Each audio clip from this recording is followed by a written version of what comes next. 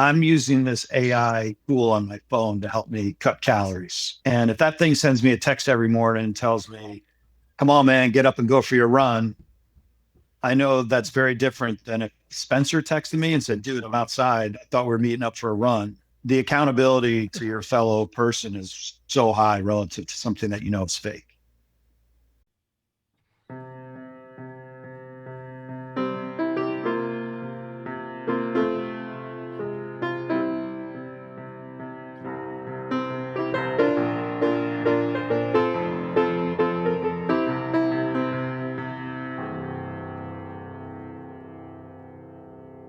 All right, Aaron. Today we are truly blessed because we've got a person who's willing to self-reflect and has the courage to look in the mirror and find that inner experience. He's always a cozy conversation. That's Todd Howard, a longtime friend of mine. Now, Todd and I met trying to elicit truth on the sprint football field. And we had too many linebackers. Aaron, we had like 100 linebackers trying out for sprint football. It was like 158-pound football. And we needed to get rid of some linebackers. I don't even know if we had enough helmets for everybody. But the coach backed us up 20 yards from each other and said, run head on at each other and just hit each other. I lost a lot of brain cells out there that day. But me and Howie were banging up against each other. I think Mark Bill snapped his collarbone. It was a tough go. But Howie was at Norwich for 2 years. I was at LSU before showing up at West Point. So we're a little seasoned, a little bit older than the folks that were there. We both left sprint football. Howie went to the parachute team, and he became the captain, and they're still the coolest guys out there. What a great experience that was. And you know them, Aaron. You drive home and watch them jumping out of helicopters every day, so you know how cool that can be. Then we left West Point. Howie was a mech engineer, and we went to flight school. And he was ahead of me through flight school. And I would tell you this, always admired him, always very close. He was my sponsor going into Fort Bragg, and I was going to sign in 19th Replacement Company. And he said, dude, hold up, wait up, just wait for a little bit. And you can come join the unit I'm in. We have new Lima model Blackhawks, and we do some special mission stuff. And it's a really cool unit. And me and you will be sister platoon leaders. And that sounded so attractive to me that I just hunkered down, man. He changed my life many times. That's one of them. I mean, great redirection. And so I waited and I joined him. And we shared time as platoon leaders. And what we did is prepare to go to Bosnia. It was an early deployment when not everybody else was deploying, and we got on it. We had a really strong group of young lieutenants. And Howie changed my life again there. Howie, you may not remember this, but I was micromanaging my platoon, and Howie just slid the mirror in front of my face and told me what I was doing. I was a great sergeant, but he made me a better platoon leader.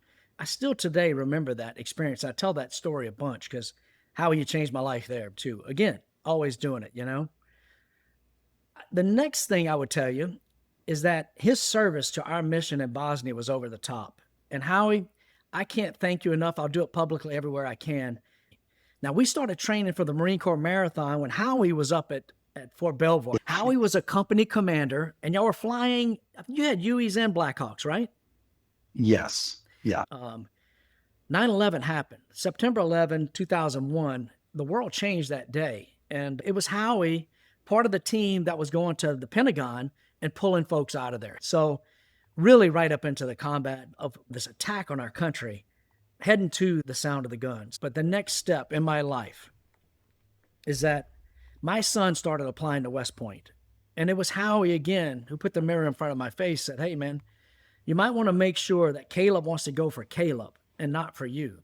And that was such strong advice to me, and I took it to heart because ultimately it goes back to this eliciting truth and finding the inner experience and making sure that the people around you are taken care of. And that's his genuine care of even teaching me how to be a great dad, how to be a better father for my own son. So now recently, Aaron, you got to know this cat, he's a chartered financial analyst. He's been in this industry for 20 some odd years. He's taught at West Point for us a few times.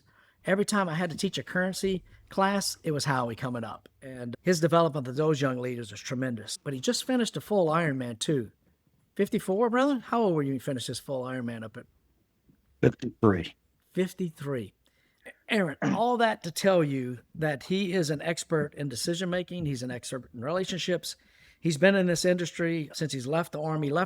That was a hard decision as well, leaving the Army. Went to Auburn, got an MBA, chartered financial analyst, worked with the Delaware Investments, Logan Circle Partners, and now with the MetLife, 20 years in the industry, continuing to move up. Now living in London. So all that to be said, Howie, thank you so much for joining us, man. Man, I felt like you're going to make me emotional there thinking about some of that stuff. I haven't done nearly the deep think, but I know this. I felt like I was always a taker in my relationship with Spencer.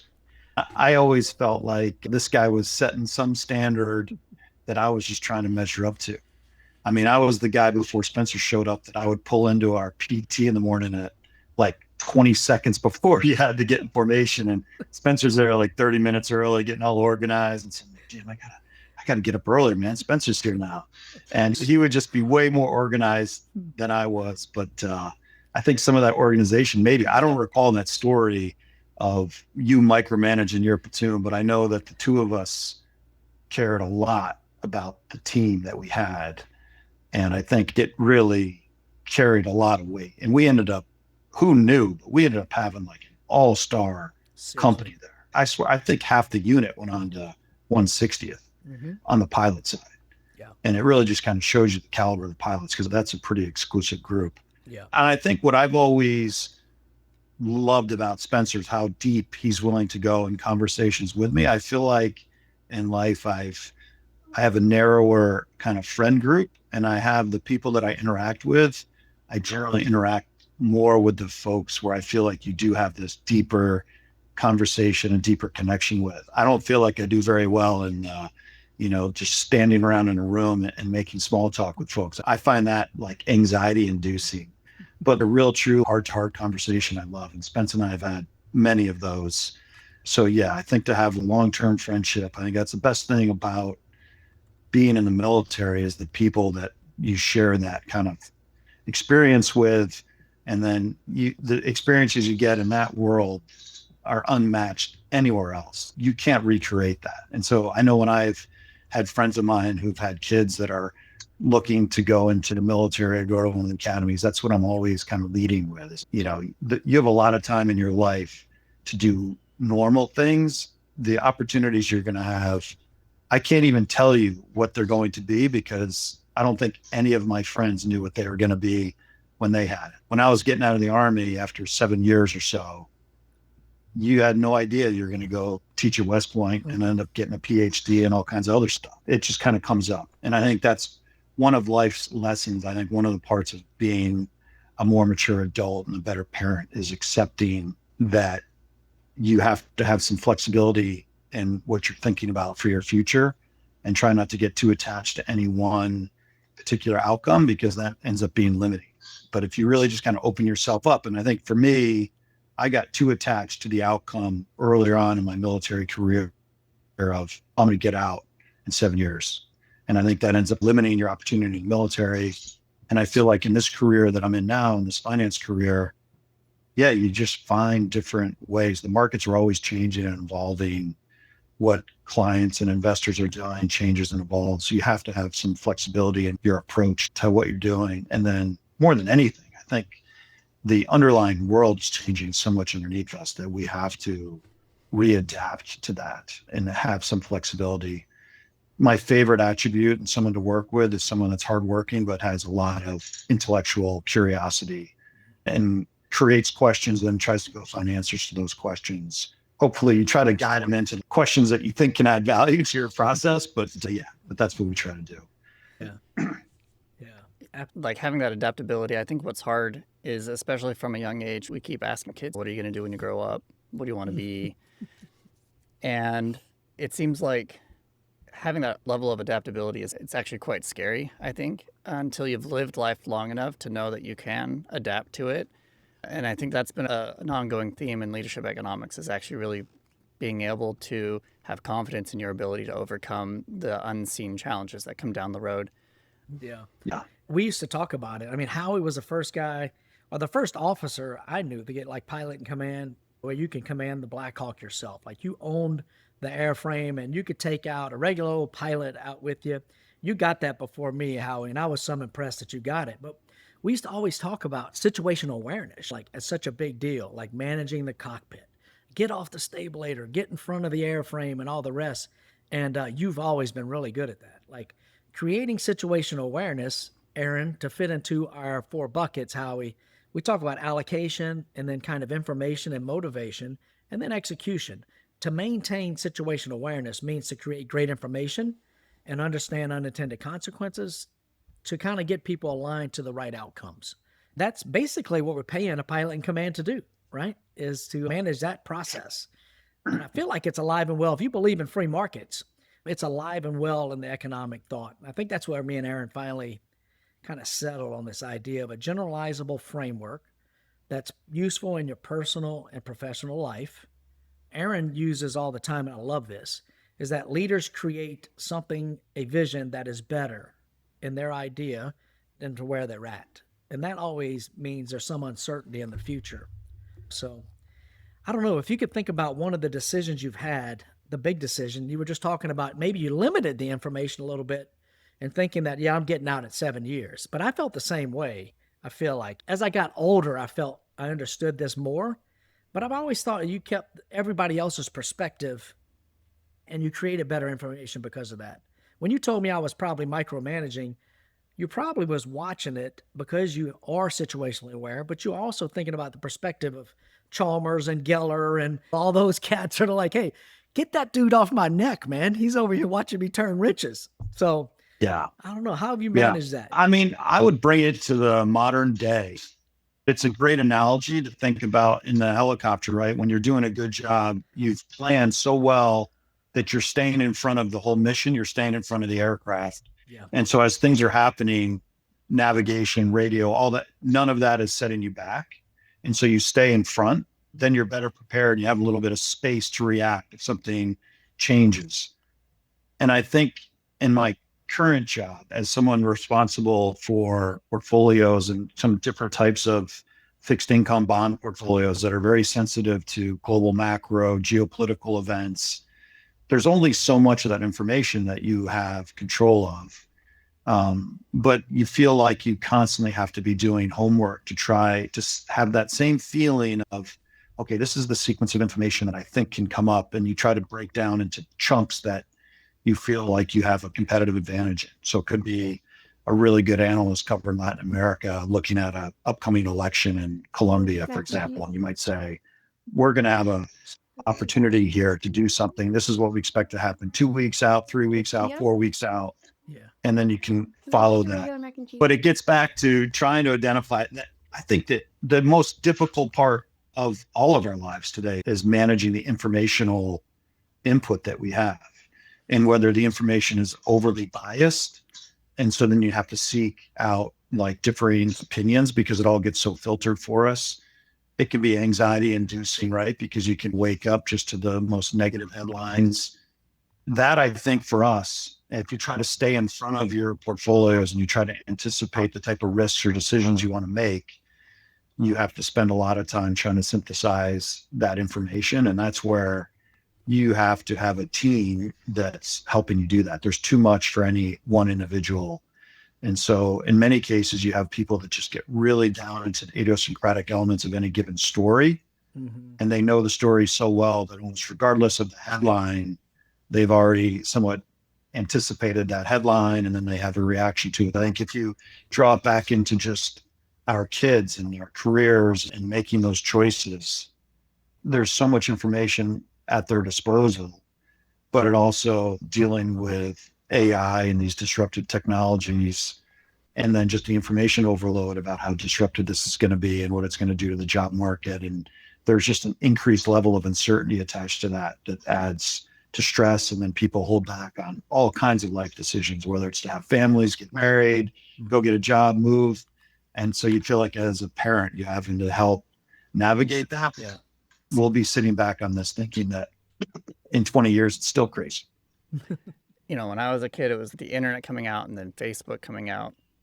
But I think what's difficult is that there's a lot of this ambiguity going on in terms of it's not just being able to predict what's going on in the future, but even for kids right now trying to pick what major they're going to get into in college, it's complicated and is a little unclear right now. 15 years ago, it was always going to be computer science, like learning how to code, learning how to work with computers was a really solid bet. And I'm not saying that it isn't now, but it's definitely changing. It's becoming a little more unclear what you're going to get out of the inputs you put into college. What you see going on a lot right now is people trying to come up with a narrative that helps them understand this ambiguity. And like you were saying, if people approach something with some preconceived notions of how things are working or with their own story, it's already going to immediately filter out the kind of information that they allow in and that they use to make their choices. And so part of the problem is first understanding what is the narrative that you're holding, and also being willing to open up a little bit to accept that there can be multiple narratives that are difficult to maintain at the same time. They're not always perfectly consistent. Part of the skills that you guys clearly developed a lot of this over your careers in the Army, and I think just growing up as well, myself, that you start to develop that confidence and that ability to recognize that your story that you're holding doesn't have to be the ultimate truth right now. Like, you could be wrong, and being okay with the fact that if you are wrong, you can adapt and adjust. How do you interpret the information that's coming in? How do you create some streamlined sources of information? I would say that being able to solicit that information while also being able to maintain multiple models of how things work is sort of like the general abstract version of this. But being able to impart that advice on younger people is, I think, a lot more difficult right now, given AI. Yeah.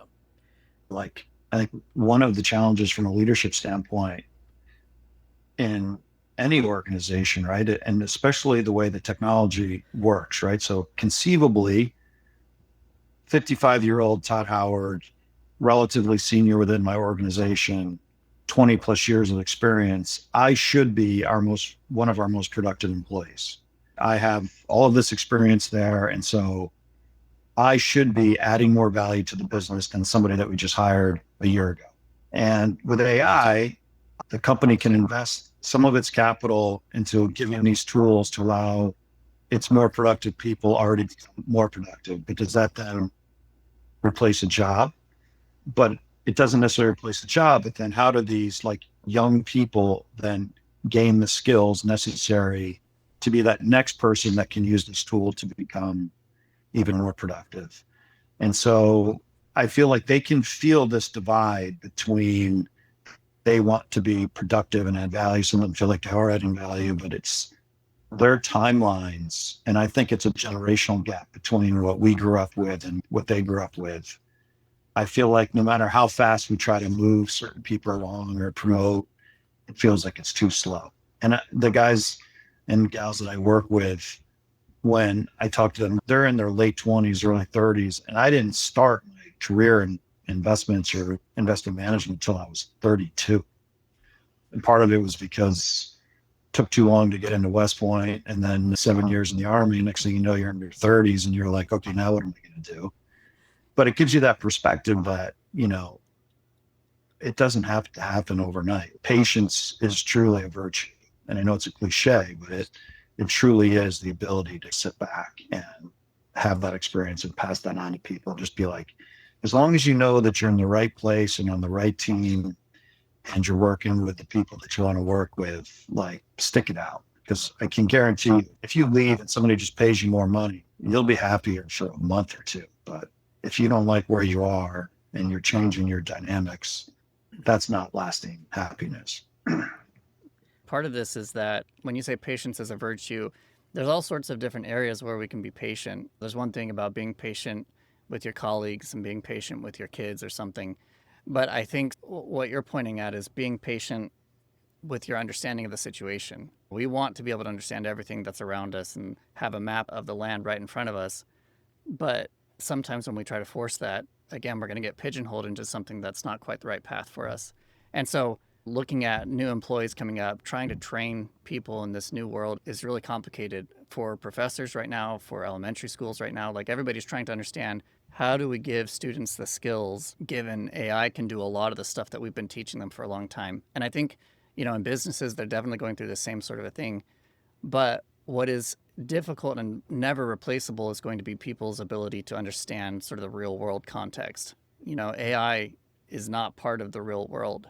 And so it can't actually understand the dynamics between people and your teams and your clients as well. And so it seems to me that my sort of rough estimation is that over time, we're going to be shifting a lot more to emphasizing those skills and developing those abilities in people, where there's always going to be some need to understand how people are working and how you can actually interact with them effectively, because that's difficult and that's a skill that you develop through experience. And so being in a company for a while gives you that sort of contextual knowledge of actually how does this company work? What are our cultures and norms, and how do we improve that? I don't think AI can ever replace that. So like you said, it's tricky if most of your jobs are defined by technical tasks, but I'm optimistic that we'll be able to sort of adjust appropriately. Yeah, I think it's going to challenge not only the markets and corporations and how we do things, how we educate people and all the rest, but it will also challenge just how we govern ourselves. We've been empowered with the ability to communicate, with the ability to cooperate. And now we have this thing that's going to do this really, really well. And it'll challenge some of the bureaucracies out there, because now it will be able to do this for us. And that makes it uncertain. And then I'll fall all the way back to how do we motivate folks, younger folks, specifically what Howie was mentioned, towards an uncertain future. That becomes the really, really hard part. And I think what I'm falling back to is what you were both alluding to, is that you really got to trust the people, the leadership around you, the coattails that you're on, and be good every day. So it's definitely challenging. And I think the young folks today are the ones that are really hardest to motivate. Can we really have their perspective is the question. How you're trying to lead these folks right now. How are you building trust in your younger teammates right now, man? I think you have to empower people and then challenge them. I think that's the number one thing that's missing in the current culture. And this isn't like a MetLife cultural thing. I think that this is a Coach Bobby Knight like ism, right? Where he talked about every generation has it easier than the generation before them. Right. And I think we've gone out of our way to I don't want to say make things easier, because I don't think there's anything easy about what your kids or my kids have gone through to just put themselves in a position to be successful. There's a lot of ways that their life is more stressful than ours. I said, but I think when people join organizations, I feel like we have an obligation to really challenge them. And I think make it hard enough that there's a lot of pride. And I also think the hardness, in many cases, this is just like intellectual hardness, or what time they show up for work, or what time expect them to leave, like really pay their dues in a way that the people kind of bind together. And there's a balance there, right? Like obviously too much of that is unhealthy. But too little of that, I also think, means that they feel like they're not being challenged enough, and they may not know that that's what they're asking for. But I often try to just give people a lot of rope, try to give them some opportunities to contribute to the process, let them kind of work through the explanation, how they arrived at that. And you want to do this again in like enough of a lead time so that what they're working on isn't urgent, needed next week for a particular client or something. You want us to be, hey, we're trying to make an existing process better. I think you're well positioned to do that. Here's some bits of guidance, right? Some like commander's intent, but I'm not going to tell you exactly where I think you should end up. And then as they're bringing it all forward, you're there to kind of help coach and other people to help coach them along. I think people respond very, very well to that. I did want to go back though, Aaron, to what you talked about on AI. And I truly, truly hope that you are correct. I think my bigger fear around this informational side of AI, and there's Yuval Harari. I don't know if you guys have listened to this guy. Can't stop listening to him. Yeah. Super, super smart guy. But if you combine what he says, and this is how geeky I get sometimes, and I'm sitting there last night hanging out with Nicole, and we're watching Thomas Jefferson documentary on Netflix. It's so good. The power of Thomas Jefferson was his words. AI is a language model that literally creates words. And Yuval kind of describes it as our society is built on words, whether it's the Constitution, the legal framework. And now you have this artificial intelligence operational thing that works on words. And to his point, like a lot of people that used to get ahead were the ones that could figure out how these laws could interact. And now you have these things that are going to just completely trick it up. But also that's building information, and that's building the words and operating system that we're going to be growing up with now. And so to try to disentangle it, I do completely agree with you that the human side of that, the consciousness side of that is what differentiates the two. And it's the interaction with fellow human beings that differentiates it. Well, But yeah, I really wonder how much these two things are going to get very, very blurred as we go forward. one of the ways I've thought about, like, why is it so different now than it was, say, 7 years ago before we had ChatGPT? Because we've had machine learning and some pretty advanced statistical models for a long time. And one of the big breakthroughs really that kicked this off was actually getting the machines to produce language. So like you said, suddenly now it feels like they're actually thinking because they're producing and ingesting language. So part of the problem, though, is that I always think about leadership as being an act of creation, in that you are putting something or moving the equilibrium that we're all in, sort of this dynamic direction of the world. You're just shifting it in some way, and that can be in your own personal life, that can be with your family, it can be with your job. But the idea is that that very human act of actually imagining something new and moving the world in that direction, I do not believe that AI will ever fully develop the ability to do that the way we do. And the reason is that, oddly enough, they don't have sufficient ambiguity built into how they think. So when we view the world, we can imagine how things are from other people's perspectives, and we can imagine sort of a different future for ourselves. I believe that we could train AI to think sort of prospectively like that, and to even have some sort of an imitation of that level of empathy, that theory of mind. But because of the fuzziness and sort of the unpredictability of the way we imagine the world moving, that creates these unique opportunities for us to develop something that wouldn't have even really been imaginable by an AI. And there's a long conversation about whether AI is truly creative, can it create new art and things like that. And I believe that we can make it look and feel very similar to the kinds of art that we think about, but really being able to make it behave like a human is going to involve some strange processes, like forcing it to have the same sort of ambiguity, memory loss, the same sort of dreaming that we do. These are processes that I still think we're a very long way from being able to actually programmatically make AI think this way. So my point is that there's always this role for humans, this special ability of ours to actually to imagine something different and create it in our own world. So again, that's why I'm optimistic. I hold on to that, but you know, who knows? The future's different. And Aaron, first of all, I totally agree with you. I would say this is a fact, that the people who are leading the most impressive organizations out there are the folks that do soft skills better. There is something better. I mean, Howie, most of the people you're working with they're all chartered financial analysts, which is a tremendously hard thing to do, right? So they have the hard skills, but the soft skills get into a level of information collection that's a little bit different. And I think Aaron's arguing that human beings receive those soft skills and interact with other human beings better than AI ever will. Demis Hassabis, and his quote is this: "If you stop to think about it, we've essentially found a way to make sand think. It's miraculous." That's a really deep thought, I think, and I really enjoy that. And he's been the dude in charge of this AlphaFold, folding proteins and the stuff that AI can pull off. The second part, Yuval Noah Harari. Yuval would challenge this whole idea, Aaron, by saying, do you really understand how you think? Like, the large language model at its start was just putting in the next word, is filling in the blanks. Now what we're really asking is what is that process of how human beings think, and how is it different than the sand that is now thinking for us?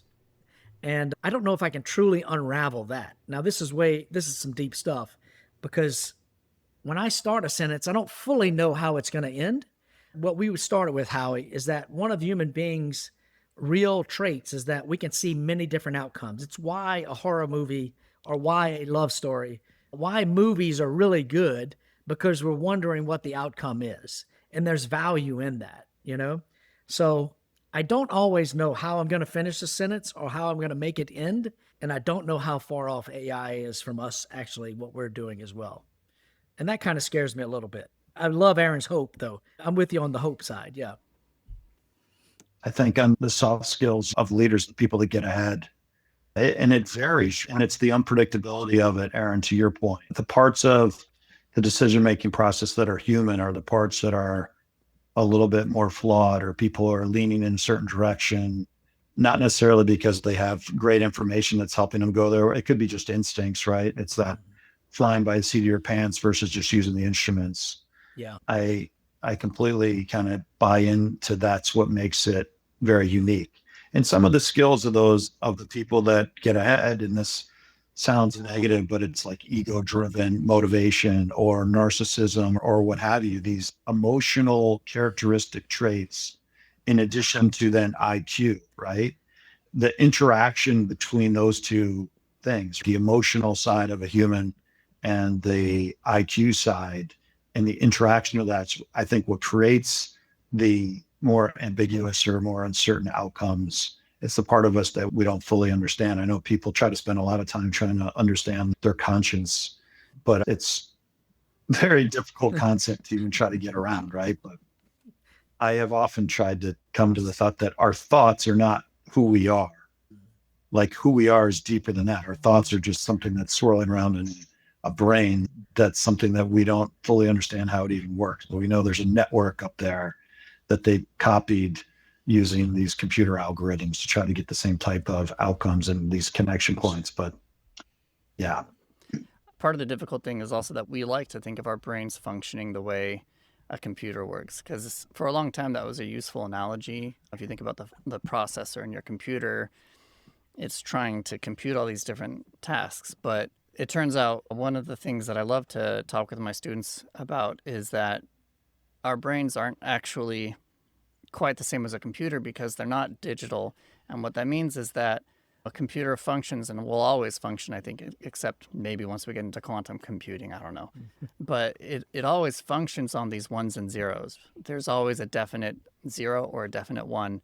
But your brain doesn't actually work that way, where it's firing different synapses and things. It's not always guaranteed to fire another one. There's a threshold that once the signal getting sent to it is strong enough, then it fires. But there's this weird threshold that's a bit fuzzy, and sometimes it's going to fire and sometimes it's not.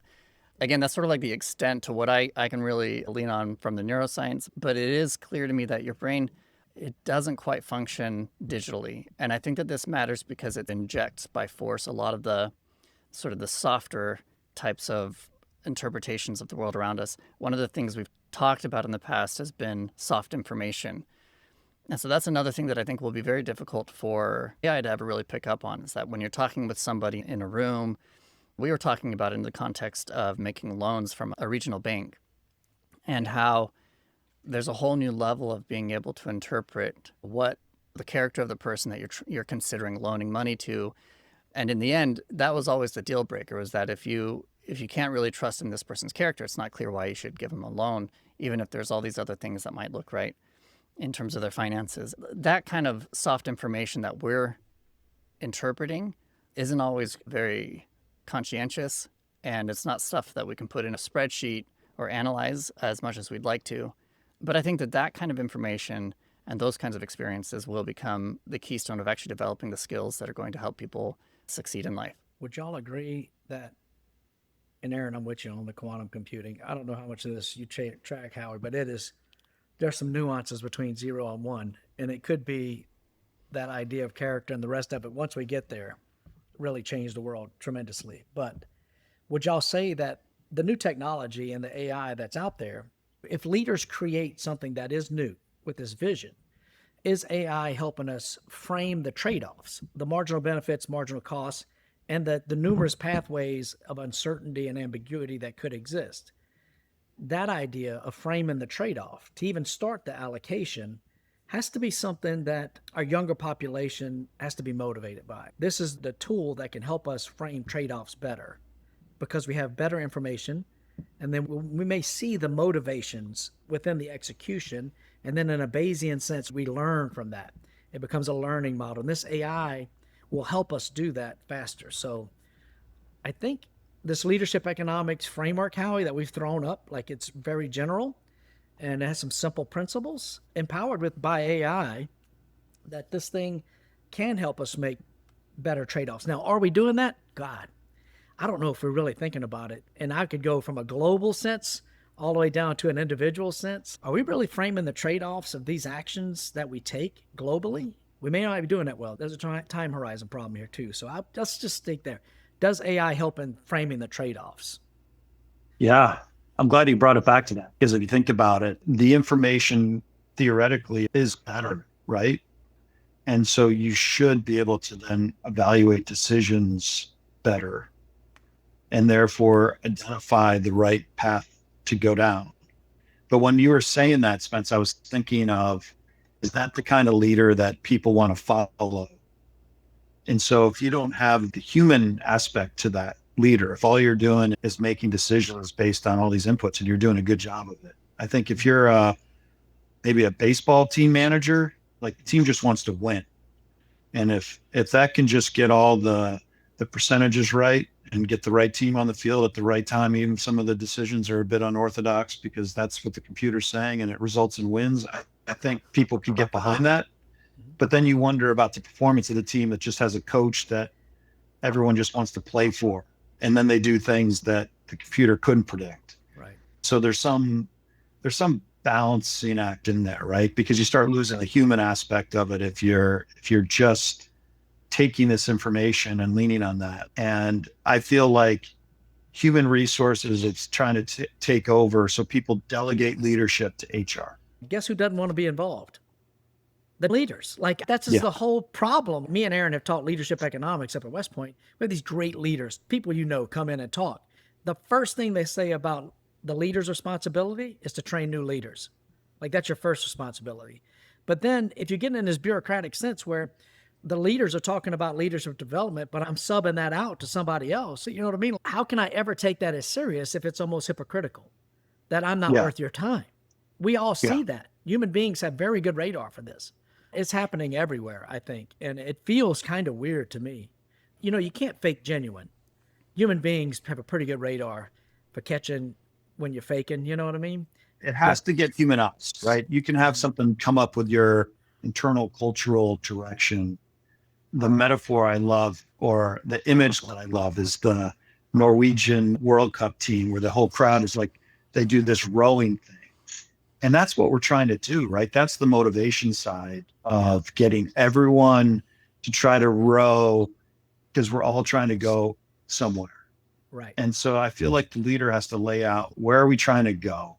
Yeah. How are we going to try to get there? And then down at the lower level leader, it has to be, this is your piece of where we're trying to go. This is what you need to be doing to get us to go that way. Yeah. And it just doesn't happen a lot. And I think part of the problem is they just come out with these big presentations, just from the top all the way down. Okay, here's our mission statement, or here's this, or here's that. But it rings a bit hollow because of the part you said, Spence. The leaders aren't involved enough or care enough, or somehow there wasn't enough buy-in. And then I think some things just are different. Some businesses lend themselves in a much different way to having very hands-on leaders, and other ones don't. Like if you're a foreman on a construction crew, and you have a great group of guys and you're super motivated and you kind of bring your positive energy every day, that team is going to be better than the team down the road. Even if they pay those guys more, like if this guy comes in with a good group of people and they're all on the same page and they hang out after work together, whatever, they'll probably outperform the next one. So you're always trying to kind of find that balance. It's in a principal agent problem. The further you get from it, the harder it is to align everybody. There's scale problems here for sure. It's everywhere. Yeah. But ultimately, I think the leaders, as you try to align motivations, incentives towards some North Star, me and Aaron, it falls out in a production function very cleanly to us. It is a production function. My family has a production function. Aaron's family, we all have production functions, what we're trying to do with our scarce resources. And getting involved in that can build trust in the outcomes. And then the relative prices, I would call it, is kind of, we see that it becomes common knowledge in your commitment to those things. You can say it all you want, but if we're trying to elicit truth about who really wants to be out here on the sprint football team, well, we just line up 20 yards from each other and start knocking the hell out of each other. I mean, how many people showed up the next day? There was a lot less linebackers the next day. I'm convinced that to this day, when I meet people and I can't remember their name, I'm like, It was that 150s football practice, man. Dude, that one practice, I'm going to tell you, it was a bunch of pit bulls. We might as well have tied 45-pound weights around our neck and just drug them around like a bunch of small little dudes. And we're going to figure out who's the toughest bastards here. And that's what we did. And that's a tough way to get to information. We do it all the time in the Army. It's easy when we train hard for things and all the rest. But that same mechanism is always at play and working. So, Yeah. but we're, again, eliciting truth to make better decisions, to frame better trade-offs. And sometimes in my head, I'm wondering, is better information or more information actually better to frame the trade-off? That's one of the questions I've written down here. I mean, what's interesting here is that we've talked about that execution part of AIM by looking at who owns what and how much rope you give people to make their choices. And now we've veered into some of this information and motivation. When you're talking about having some outside consultants come in or delegating certain jobs to HR where it's going to be their job to motivate people, the problem is, as Spencer said, you can't fake that genuine. So the real information is coming from what are the choices that either the people around you or the leadership above you, what are the choices that they're making? What are they showing you are the priorities? And so it doesn't matter what a consultant says. It doesn't matter what HR says. In the end, the information about what matters to the organization and for the team is going to come from the priorities that the leader demonstrates. And I think that's what Spencer means when he says that price of commitment. What are they giving up, in a sense, for the priorities that they've set? And the other thing about motivation is, you can think about people being motivated by money, but I've got a good set of research, and I think there's growing research about how these financial incentives, these extrinsic motivation has its limits. And so the real piece of motivation that we focus on is how well do you align what people are looking for in their lives with the goals of your organization. When you ask people, are you satisfied with your compensation? Of course, the answer is always going to be no.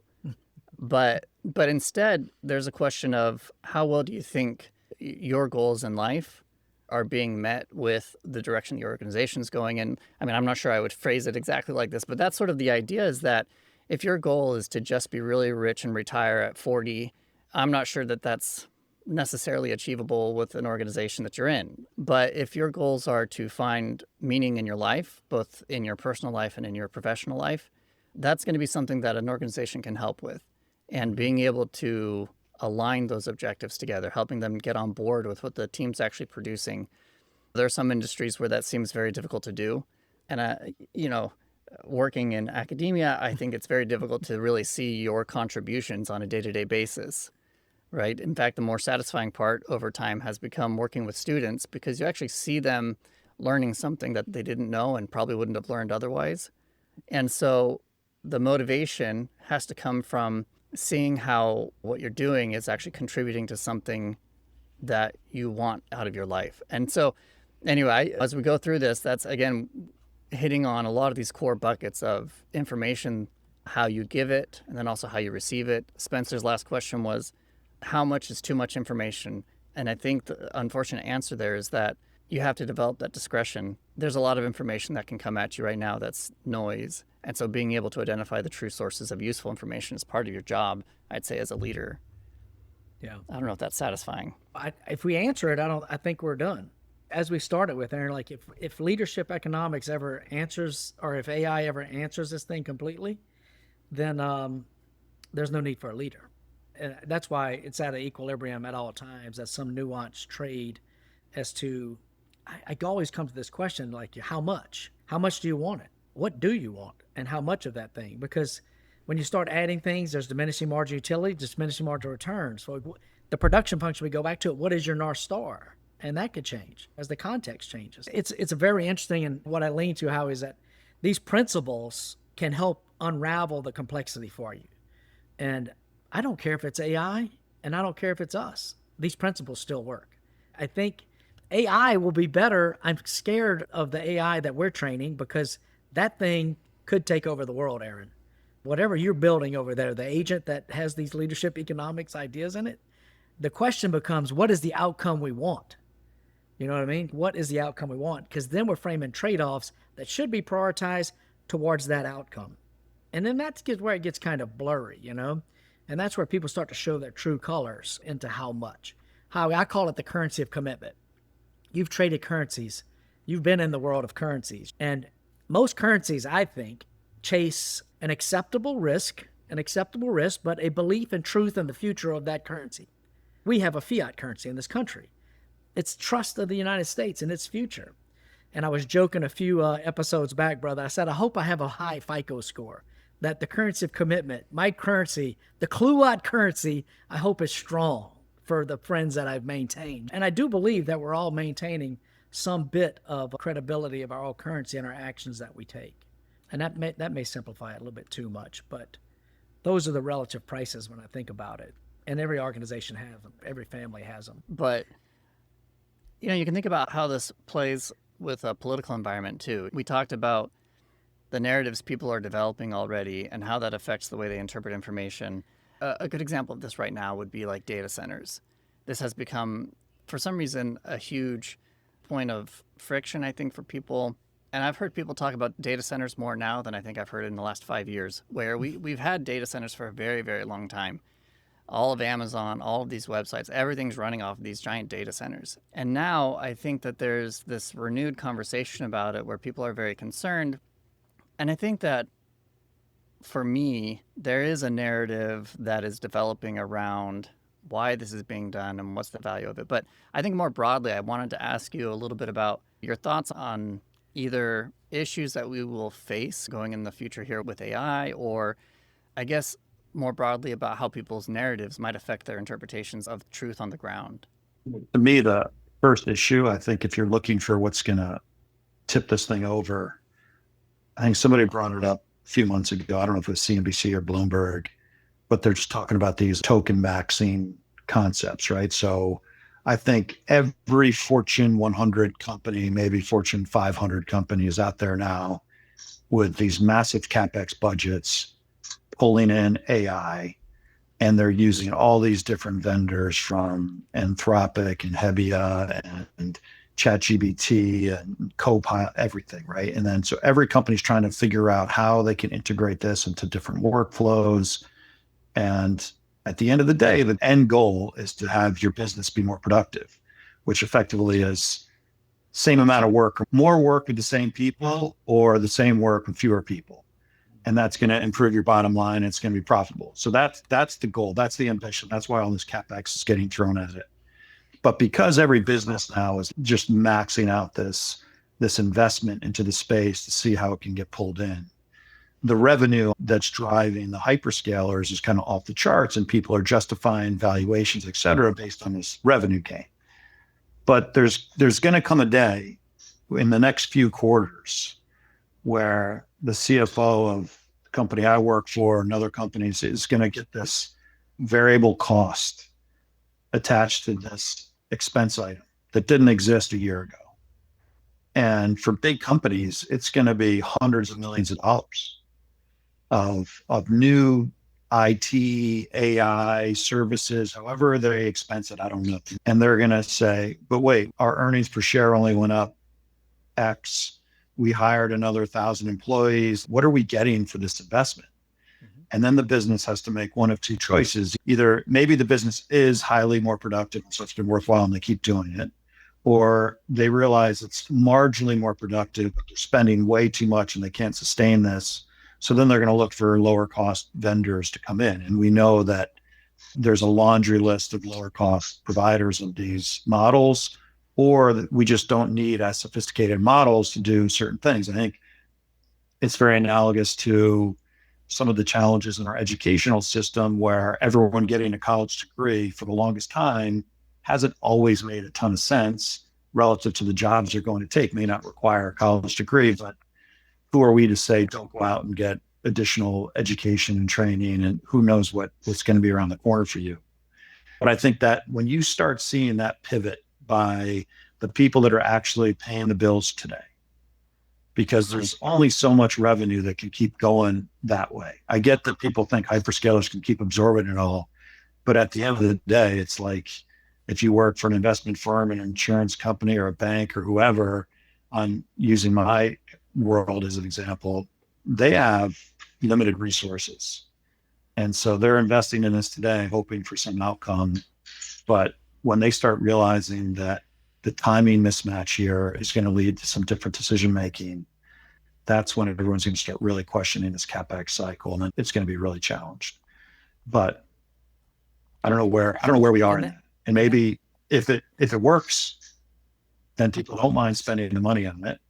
But even still, you still look at where does all the marginal revenue come from in our society for all these businesses to make enough money, to upstream enough money into these hyperscalers and the amount of capital that's being spent there.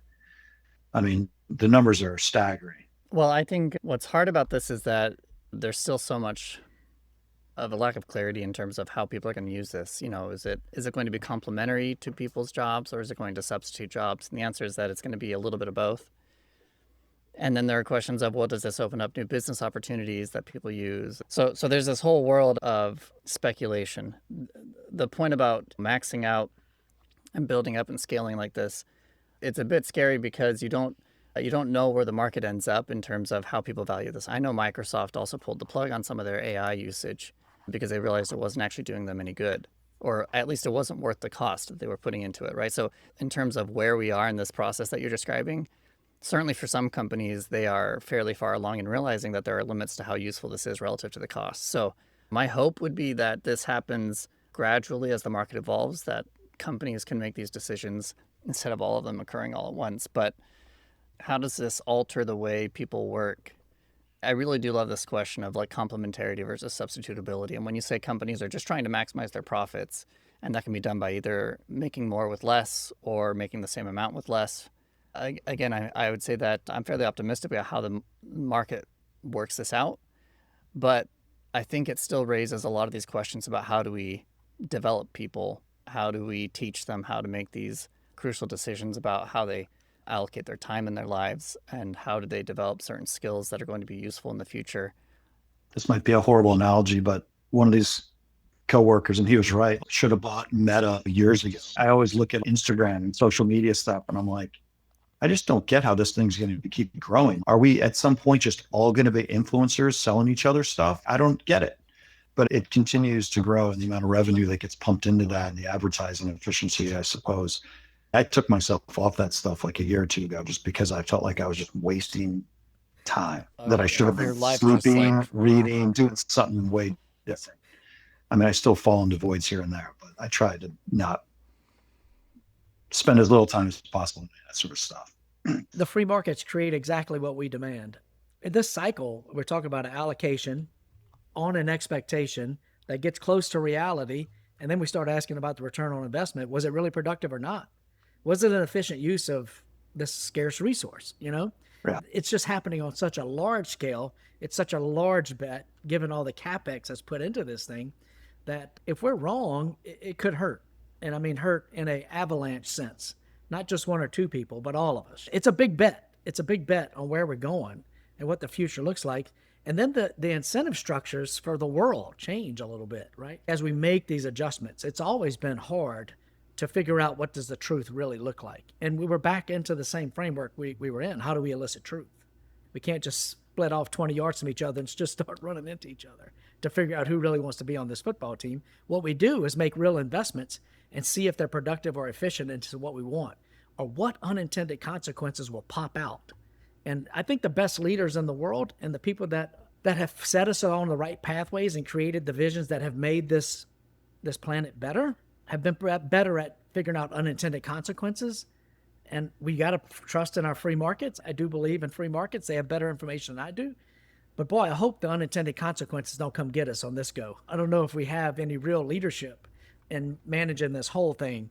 We're talking global now, just global AI race, which seems a little bit of as a collective trap. So, yeah. It certainly feels like there's no collective leadership on this one. No.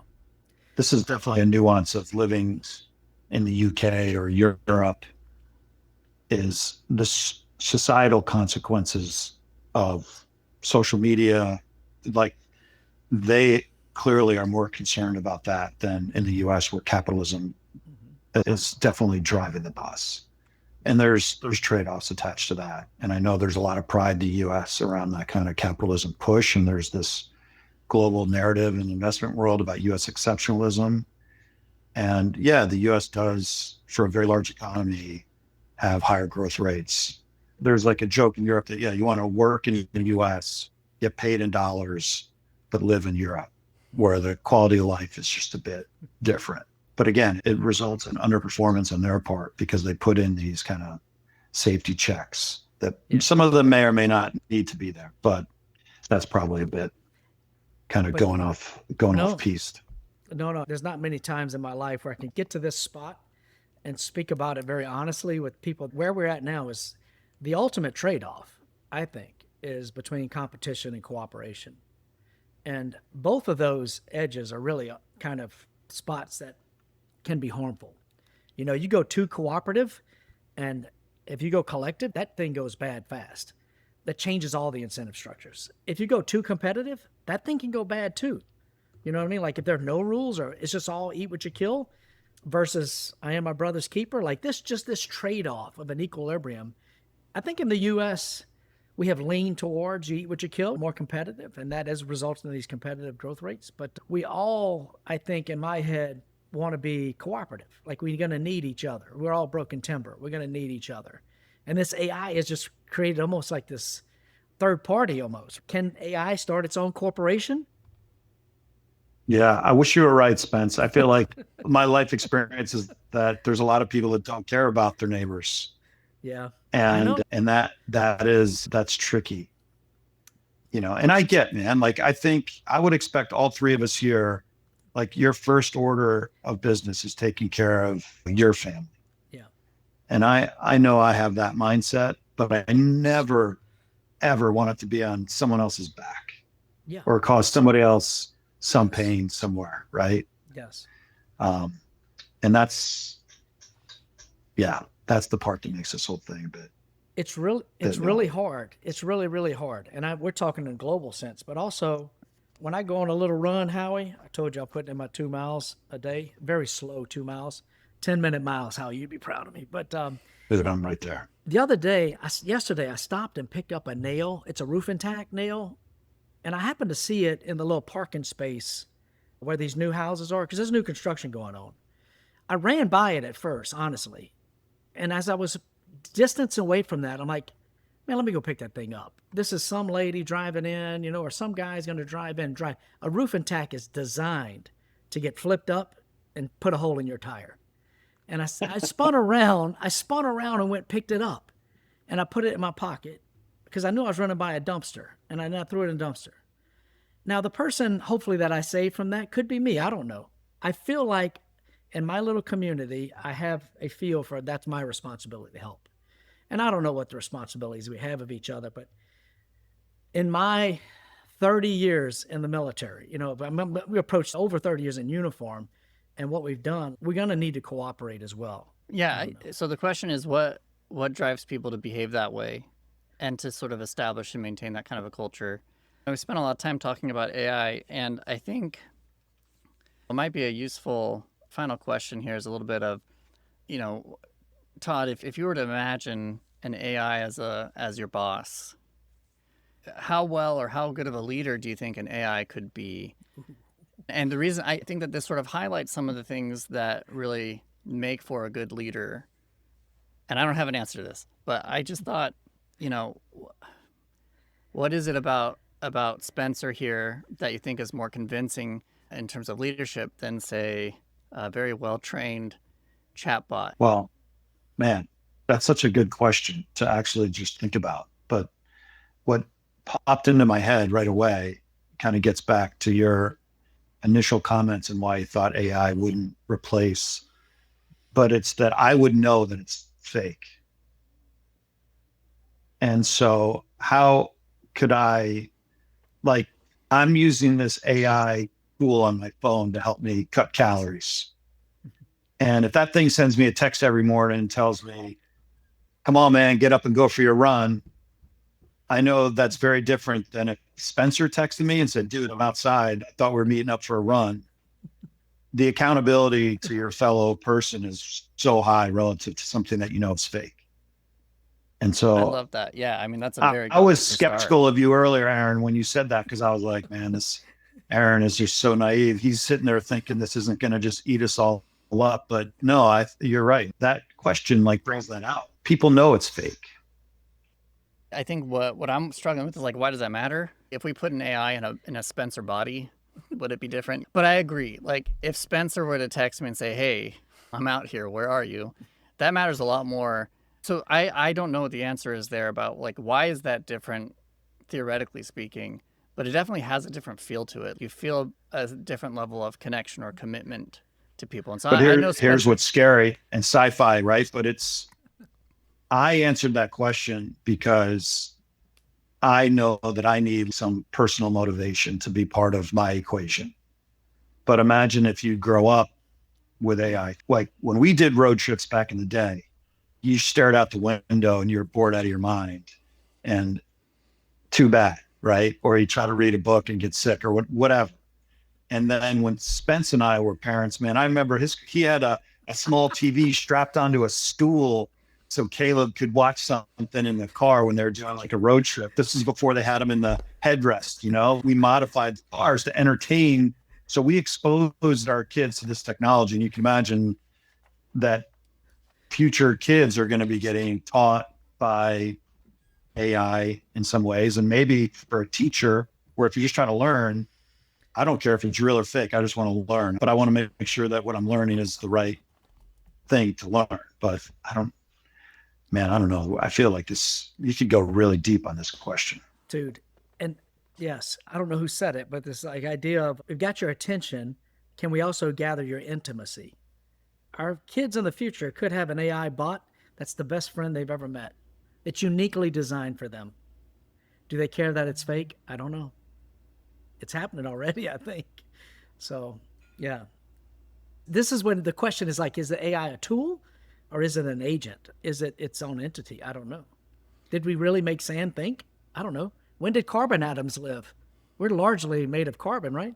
I took an organic chemistry class. It was the best C- I made at West Point. So, I mean, when did carbon live? We just made sand think. Lord, who knows? Yeah, but again, I think this comes back to there's more about leadership than knowing the right stuff. There has to be something more about that soft information you take in on how you interact with people, the kinds of examples you see. I mean, in the end, the people you're trying to lead are also humans. And so seeing another human do it, maybe that's more impactful. I don't know. I think about my wife is a special education teacher, and certainly there are many parts of her job that could be replaced by an AI. In fact, some teachers use technology a lot more than others, but for her, the most satisfying thing is the connection she has with those kids and understanding more of their background or the family background. It's often heartbreaking and hard to handle, but at the same time, there's something very satisfying about that connection with people. And for whatever reason that I don't have an explanation for, I think that's the same mechanism at play when you've got Spencer in front of you pushing you to go as opposed to some computer. And so what makes a person a better leader seems to be, for me, it's much more about their capacity to inspire and to relate. I can see a future through that other person. I can see that, you know, they've got the lifestyle or they've got the aura, they've got something that I want to also have.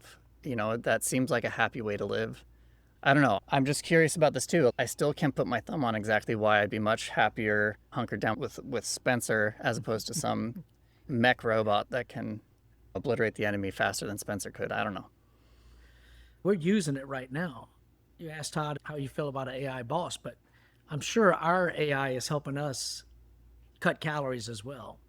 So in some sense, we're all taking some directions from AI already, I think. Don't you agree? Yeah. But I think this is where I love thinking about what makes leadership hard. Yeah. And it's that there's not a formula for it. Right. And I hold to this because AI can't have something that's not, in a sense, already formulaic. And that's a bit of a simplification. But leadership involves all sorts of different kinds of information that we seem uniquely able to gather and synthesize. And it also requires this ability to expand the things that we think matter but then also to focus our attention and our teammates' attention on it. Mm-hmm. And I think that the difficult parts of leadership are the parts that don't have obvious answers. And that's why I like to focus on underlying principles of how people behave, and then allow people to devise their own tools to match their current context. Your last podcast where you said leadership is how people feel when you're in the room. Mm-hmm. Is that so? I think, yeah. How do you feel if you're taking orders from AI? I think there's things we do in our life where I don't care that I have no feeling, right? If I'm taking a picture of a barcode and it tells me this is a D- thing, don't put that in your body because there's no nutritional value. I'm like, okay, I don't need that to come from, although maybe it's even more helpful if it comes from someone that makes you feel even worse about thinking about it because you're really close to doing it anyways. But no, I think that it's really hard to replicate that. And I think one of the things missing in leadership is that there's not enough feeling. I always feel like my happiest moments in my career, whether it was in the military or on any other job I've ever had, is in those like good feeling moments where you feel like we did X, Y, and Z, it resulted in this outcome. And the feeling you get together from doing that together, that's why you're doing it. And maybe it does come with a financial reward at the end of the day as well. But it was more about kind of getting from A to B as a group or a team. Yeah. And somebody that can articulate that, it gives you the confidence to keep going down that road when you're starting to lose, because some of these things take years to go from the work to actually see the results. And so you kind of need the team behind you or the firm behind you saying, no, we see you guys going, this is going to pay off. We've seen this before. Just keep doing the right thing and it'll pay off. This is kind of played into my hands, Howie. And Aaron, I would tell you, the value of something, we've talked about this. One of the core principles, the value of something comes in its cost, right? If it's costly, then it's probably valuable. And I keep talking about the currency of commitment. And what I think we've just said is that AI can't produce the currency of commitment, but another human being could get you to commit. If you were standing outside my door, I'm going to exchange currency of commitment with you, and you're committed to me, then I'm going to give you all I got. I'm going to share my commitment with you. I think the best friends in your life are where we share our greatest commitment. The currency of commitment works between human beings, but can the currency of commitment work with an AI agent? I don't think so. Adam Smith's whole theory of moral sentiments, that's where all of this started. And that's the whole question he's trying to untangle back in the 1700s is, why do we do anything for other people? Mm-hmm. And what is it that actually ties us to each other? And why do we care about certain things? And so, of course, he was coming at it from a more philosophical standpoint and less neurological. But I think that that's sort of the role or the gap that leaders fill, is that how do you tie people together in a way that makes them feel Use it. Committed Use to it. each other. There you go. Yeah, I know. But how do you get them to feel that sort of obligation towards each other, that empathy about each other's circumstance, and then also the expectations they hold each other to? I think that a lot of this comes from respecting the fact that the sacrifices we make on behalf of each other, whether big or small, the way we prioritize each other's needs or the team's needs, are really where leaders can influence that culture and the information people have available to them and the decisions that they're going to be making on behalf of the team. So always the last thing that we like to give our guests an opportunity to answer is, what would be the number one piece of advice that you would give somebody who wants to be a better leader or a better person starting tomorrow? Nothing huge, but something that they can just start working towards.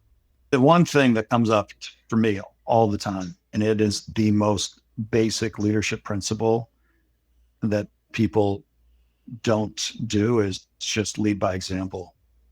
Lead from the front, show people that you care, you're right there with them. And it kind of gets down to when maybe Spence and I were micromanaging our guy, it was just wanting to see what they were doing, staying late if they were staying late.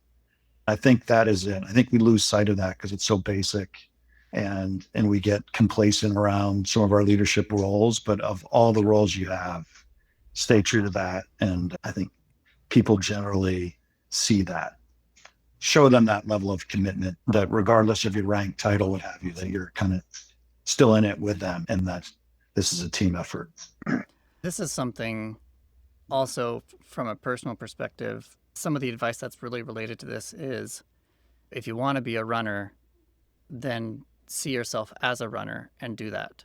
If you want to make a change in your own life, being able to see the person that you would be if you were a runner, and then waking up tomorrow and setting that example for yourself, just on a personal level, even if it's not with other people. Like you said, it may be common advice, but just starting tomorrow by being that leader that you expect other people to see you as, leading by that example, seems to be some of the most useful advice, actually.